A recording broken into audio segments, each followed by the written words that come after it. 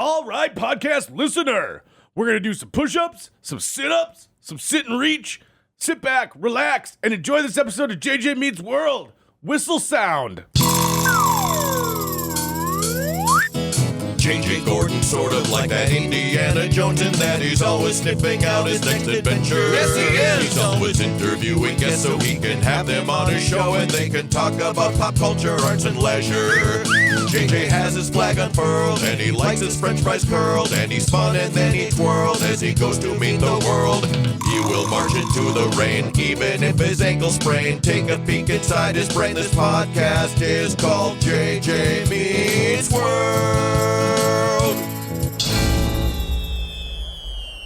This is a really good stretch. Sorry, buddy. Is that feeling good? It's so good. You look good. Oh, look how you had to close your eyes. Oh, oh, man. Did I hear something pop? No, I wish. Do you wish you had a pop? I wish.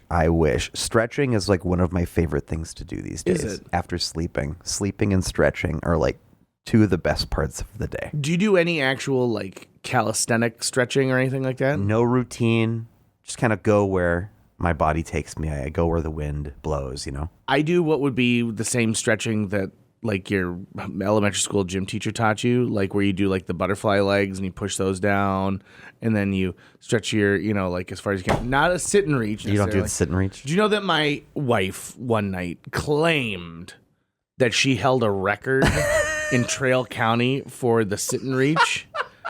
And they're like, I had the best sit and reach, and it was such a record that they put it up on the wall. And I was like, you are full of garbage. What is the point of the sit and reach?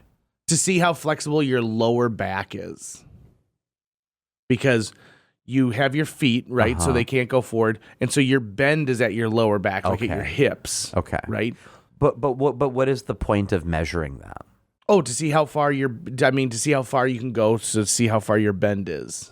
Right. Right. And so, but it's just check flexibility. Got it.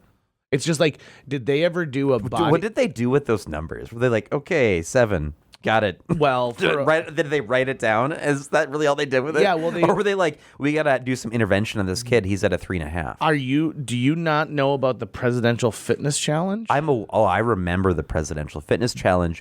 I'm a little saucy about it. Yeah. Yeah. Did you got one of the like cards from Bill Clinton? I remember it being a part of our curriculum in gym in elementary school. I want to say in 5th grade. Yeah. And that there was just a sort of a new series of tests. And I know I did not do well. To this day, JJ, I don't think I've ever done a pull-up. Okay. Would you like to know what it is right now?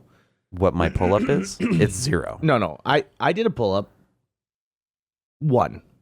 And that was the year I got my certificate. Signed by what I thought was Bill Clinton, but was probably a Xerox machine. I've had a sharp pain in my arm ever since I tried to pick up a water bottle yesterday. Really? Yeah. Okay. Pick an age. Anything between 6 and 17. 16. Okay, 16. So I'm going to tell you what the Presidential Fitness Award participants must at least reach these levels. Well, I mean, it was the challenge, the test. I mean, whatever they just, must reach these levels in 5 events in order to qualify for the Presidential Physical Fitness Award. These levels represent the 85th percentile based on the 1985 school population fitness survey. So, you said a 16-year-old, boy or girl? Girl. Of course. Now I got to figure out how to get that on this page. Okay. 16-year-old girl. This is what they're expecting for you. Curl ups. You get 1 minute. 45. 45 curl ups. 45 curl ups in 1 minute. In 1 minute. And is that with like a barbell? It's a curl up. I don't know. It's not a sit up, is it? Is it a sit up? I don't know. Maybe it's a sit up. Hold on. Let me find. Hold on. Curl up. It's a sit up. Okay. Why do they call them curl ups? Is that like a Southern thing? So where you need to do 45 of those in a minute? In a minute. Damn. Yeah. I think you could probably get that. A minute's longer than you think. Right? I can't get 45 sit-ups in a minute. It's less than 1 a second. I still don't. I still don't think I'm hitting 45 in a minute. Not even close. If you're a 16-year-old boy, they want you to do 56. Well, I'm not a 16-year-old boy. Now, does it have a section for 41-year-old man? It does not. It does not. Now, partial curl-ups, 49. The shuttle run. What is the shuttle run? I'm having to Google all of these. The shuttle run is an agility and endurance exercise where you sprint back and forth between two markers, perform a 180-degree turn, and touch the ground back. Don't we call those burpees? That's what they called burpees. I thought you were just I thought you just said something about running across a room. Yeah, you run across a room, but then you touch a marker, and then you run back to the marker, and you have to do like a thing, and you go back and forth and back and forth. Oh, I don't know. I think they call them burpees. And you go further every time. Okay, so they want you to do one of those in 10.1 seconds. Okay. The sit and reach. They want you to have 9+ inches when it comes to how far you can go on your sit and reach. And at 16, that's the largest that they want from you, because by the time you hit 17, they're like, well, we'll dial it back to 8. Now, if you were a boy, they 3 inches less. So are not expected to, do anything at the hips. So 16 to 17, it sounds like there's already a lowering of expectations. Yeah, I'm wrong. The sit and reach is they want 42 centimeters. The V sit reach, so that's something else, is 9 inches. Let's find out what the V sit reach is. V sit reach. Nope, I just made it bigger. I up 400% is what I changed that. How are you a PDF millennial? You can't remember the different aspects of the presidential fitness exam. You don't remember any of these terms. Of course, I don't either. The V sit and reach is a physical fitness test used to measure the flexibility of the lower back and hamstring muscles. It requires a taped baseline and a perpendicular measuring tape or line. Oh, okay. So it's like the sit and reach, but you put your legs into a V and you're doing this between your legs versus doing it onto the sit and reach board. You're doing like a pizza slice. Like a pizza slice. Would Bill Clinton have passed his own presidential fitness test? Well, remember he was jogging and then he stopped at that McDonald's. Yeah. Now, the 1 minute mile, so the 9 minute run, what we used to call it, right? They want you to do a mile if you're in 8 minutes and 23 seconds. Oh. So you take almost the entire 9 minute run and you run 1 mile in that time. That I hated. We had to do that every year. Oh, shut the front door. Okay. A 16-year-old girl is expected to do 1 pull-up. A 16-year-old boy, 11. You can go straight to the garbage. I got a big old goose egg on that one. Okay, would you like to know what you're expected to do push-up-wise? 24 push-ups. I have a distinct memory in elementary school. I want to say 5th grade. And our gym teacher's name was Mr. Dick, but we called him Mr. D. Yeah, right? I would. Yep. How it was shortened. And Horace Mann had a carpeted gym at that point too. A carpeted gym. We had the gymnasium was carpeted the whole time I was there. Yeah, like a really short, almost like just a really, really short, even shorter than the carpet in here. Okay, but it was so carpeted. shorter than a cheap corporate carpet. Yeah, exactly. And I remember Mr. D. He was kind of a shit talker. Uh-huh. He wouldn't say inappropriate things, but he'd cut you down. Yeah. if you weren't that good at something. And this was like the beginning of the year. So like so I was back from summer, right? And so he's having us all go through like a battery of stuff. And one is to do pull-ups. He just wants to see how many pull-ups you can do. I remember walking up and he's like, Lucas, you ever think about, playing football? Because he was noticing I was just getting bigger, right? And he thought maybe you should try, you should be thinking about something like that. And then I go up to do a pull-up and I fail hard. Oh, God. I don't even do one. And I remember him saying, yeah, forget about that football stuff. Oh. That cuts deep, baby.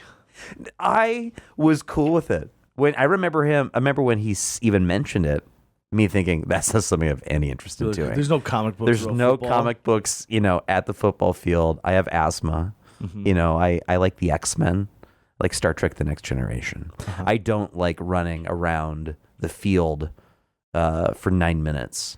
That was an absolute fucking nightmare. We had to do it every single goddamn year. Okay, my gym teacher in elementary school is Mr. Smith, and he was an intimidating man who always wore those glasses that are like brown on the top, but then it's like toned down, right? Like it's a spectrum. It's like a car windshield. It is, and that was intimidating. He chewed a lot of gum, and he had a big booming voice. And so when they flooded the field every year to make ice for the ice skating rink, and people were out there smashing through the ice, he'd come outside and yell, "Get off the ice!"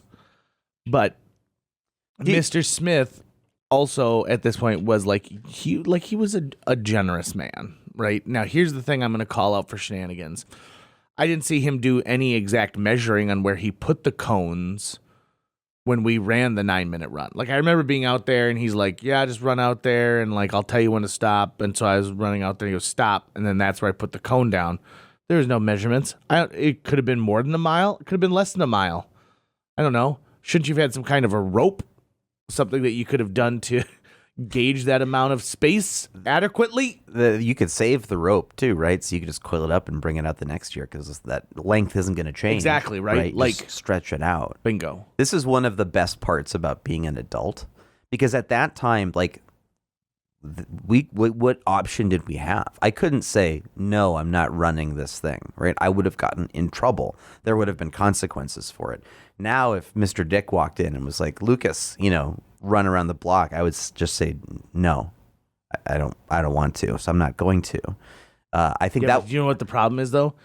He's kidnapped your mother. I think that was He has her locked up, and if you don't do the 9-minute run, maybe Mr. Dick is gonna. Maybe mom's happy. Maybe this is what she needs at this stage. She's of not. her life. She shows you a video, I'm. and she's pleading with you You know what specifically. this reminds me of? This was the first movie Campout. So you really weren't at this one. Was this when you guys did Spider-Man? X-Men. X-Men. Yes, the year prior. And they kicked us out of the parking lot at the movie theater, so we had to go and stay in a cul-de-sac. Mm-hmm. And Dad did not trust me being with all of these high school kids, so he came along and camped in his van. He also got himself on the news. And this must have been around the time that Natalie had decided she was a vegan. Okay. And I remember me and Dustin and a bunch of other people sitting around this, somehow we made some kind of a campfire, which you shouldn't have done. In the middle of a cul-de-sac. And she's talking about just how she thinks it's just truly unethical to eat meat. And we were coming up with scenarios of, well, what about this situation? What about this situation? What about this situation? And I think it was Dustin. It might have been me, but I think it was Dustin who came up with, okay, someone has kidnapped your mom, has kidnapped Connie Deutsch. Yep. And they've got a gun pointed at her temple. And they say, "You eat this chicken nugget or your mom gets it." And Natalie paused and then goes, "I'd like to think that my mom would understand." Yeah. That. Do you remember when we had a radio show on KNDS? And we said and that? we asked that, and her mom was listening, and Connie was not happy about that. I was recently asked this. I said, "Would you get a face tattoo if it meant that someone that you cared for would live, has a disease, but if you get this face tattoo, they'll live?" And I said, "Okay, first of all, a tattoo on my face or a tattoo of a face?" Mm-hmm. And they said, "Would that make a difference?" And I said, "I think it would. I think it would." Secondly, live for a month? Then no. Because what are you going to accomplish in a month? Right. You're prolonging now 6 months? Okay, then I could maybe have something there. Right. Maybe. If there's a there's a deadline of the person, like the person's not going to live beyond a certain time, you could get it removed, I would assume. Nope. You can't. Well, it's permanent forever. Yeah, but how, like by magic? Yeah. Okay.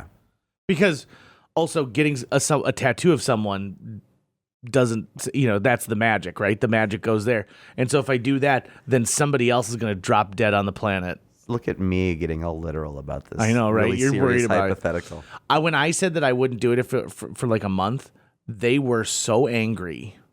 They were like, you wouldn't do that. You wouldn't do that. And I'm like, absolutely, I would not. Absolutely, I would not. But I would say some very nice things at your funeral. I can promise you that. Also, you know what I had meant to talk about during this episode? I have a shoe brand I want to be a stand for on this. So last year, I was getting ready to go to Florida, and I had been wearing Hey Dudes and Skechers. Do you have any Hey Dudes? They're great. They're like a slip-on kind of shoe. They're a fantastic little shoe. Used to only be able to get them at kiosks, and now you can get them, they're all over the place. Hey Dudes, fantastic shoes for just slip-on, walk around, whatever you need to do. And then I had been wearing Skechers because I'd go to the Skechers outlet, and they have hey, buy one, get one 50% off, and a deal like that. My Skechers are the biggest pieces of garbage that I've ever worn. The back, the little heel on them is always getting caught in my, when I put the shoe on. They don't feel good on my feet. They never stretch appropriately. I felt like I'd been wearing them for 2 years and they still hadn't been broken in yet. I hated my Skechers so much so that one day while I was trying to put them on, I thought I was going to break my toe or my finger because I put it in the little loop that you put near the heel so that you can hold that while you put your heel in. And it came down and I'm pushing and pulling at the same time. And I'm like, I'm going to break my finger trying to get my foot in this stupid pair of Skechers. And so I was so mad, I took the shoes and I threw them in the garbage. But I didn't throw them in the same garbage. I threw one in my kitchen garbage and I threw one in my outdoor garbage because I thought if there's a world where these shoes get to come alive at night and they're married, I'm so mad at them that I don't want them to have a relationship anymore. I want them to be separated in the dump, and Pixar can make a movie about them years from now. So I go to a giant store, huge, lots of shoes, so many shoes. And I say, listen, I'm going to be walking. I'm going to be doing a lot of walking and a lot of standing at this conference I'm going to. I need shoes. And they're like, have you ever heard of a Hoka? And I'm like, I have never heard of a Hoka unless it's Nike. Hoka or a Hoka? Hoka, like Hoka. Hoka. Hoka's a brand. So a Hoka, Hoka. And so this person was like, listen, they are on sale right now. And I will even do this. I will even give you an additional discount that we can do because I think you're going to love these. And if you don't, you can return them. I said, I don't know. And they're like, look, see, I wear them myself. And I'm like, oh, you are wearing those. This is the best shoe I've ever owned. Really? These are better than Air Jordans. They're better than Air Walks. These are the greatest shoes I have ever owned. So much that a year and a half later, I was like, I need to go buy a new pair of these things. And I found out they had just discontinued the model I had previously had. So I bought one of those. But then I also bought these, which kind of are a little classier, right? A little two-tone on them. These shoes are so comfortable. Whatever they're putting in the technology of these shoes is where it's at. And they last, brother. I have put this through the ringer, and they are fantastic shoes. I am not paid by Hoka. I have no deal with them in place. But man alive, I will be a stand for these shoes forevermore. And then the person I worked with that second time I went in there, I literally started the conversation with, okay, listen, so I got my first pair of Hokas last year, and it's time for me to get a new pair. And she goes, look, I'm wearing them right now. I'm like, you are wearing them right now, just like my previous salesperson. And so I think if even the people who sell the shoes are wearing them, that's a good sign. And they've got a lot of brands. I mean, every brand you could imagine. And I thought, well, maybe you're trying to just blow these out, right? Maybe it's like someone being like, the fish is about to turn, so everyone push the salmon tonight, right? Right. And I don't think that they are. I think that they honestly are like, these shoes are great. And I also asked a question that I've wanted to ask since I was a little kid, which is, I love this particular kind. I like the style. It's a running shoe. What if I don't run in it, right? Like, what if I'm using it for everyday walking around the office, stuff like that? And they go, excellent question, because some running shoes are not meant for just walking around the office, right? Like, there's a different thing in how they do the arch and the heel. And so actually, if you're just walking around in them and standing around in them, it actually will hurt your legs. Okay. Right? So these are my ultimate favorite shoes.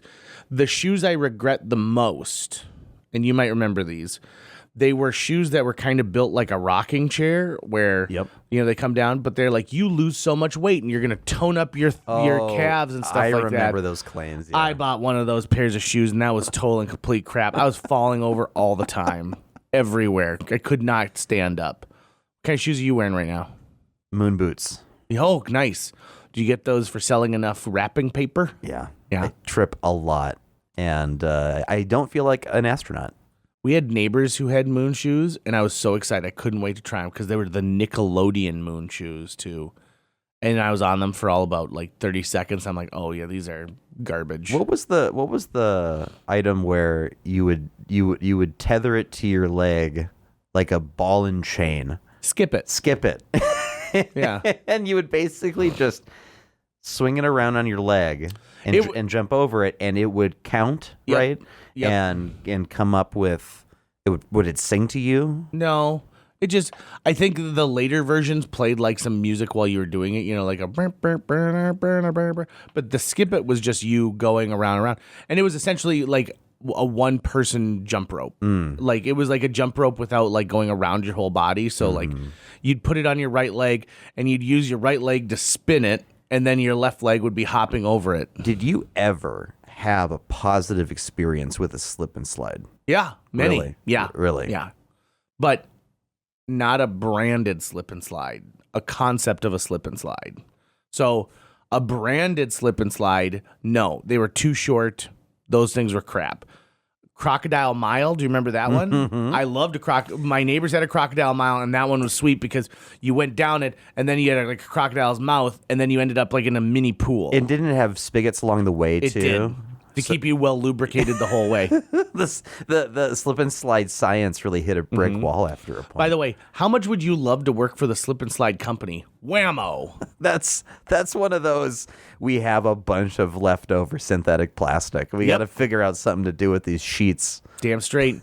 So you can go and buy polyurethane tarps, which are clear tarps, commonly used like when you build a dike for flooding. You put this over the dike to keep it from leaking.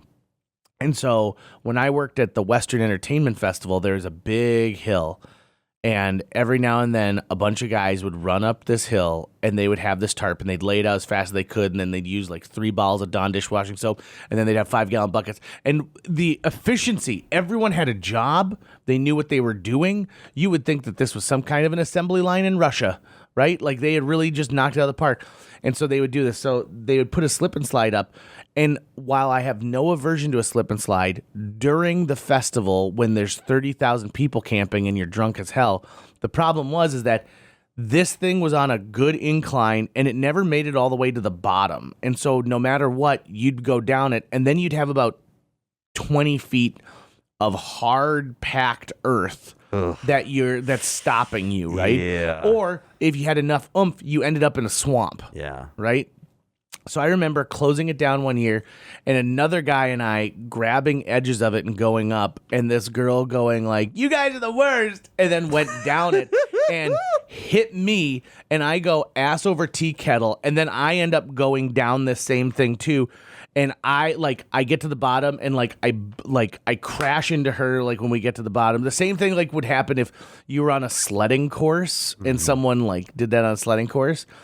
And she looked over at me, and she had tears in her eyes, and she's like, "Am I gonna go to jail?"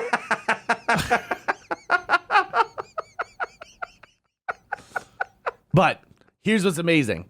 I kept that tarp, and then after the festival was done, me and a bunch of friends put the tarp right back where they did, and we did it, but we extended it and we put a baby pool at the end so that you'd crash into the baby pool. And that was maybe one of the best days of my life. That's going to wrap it up for today's show. If you enjoyed this episode and would like to help us continue to produce new episodes each week, visit jjmeetsworld.com, where you can donate to our Patreon, pick up some swag at the merch shop, or follow our link to Apple Podcasts and leave us a 5-star review.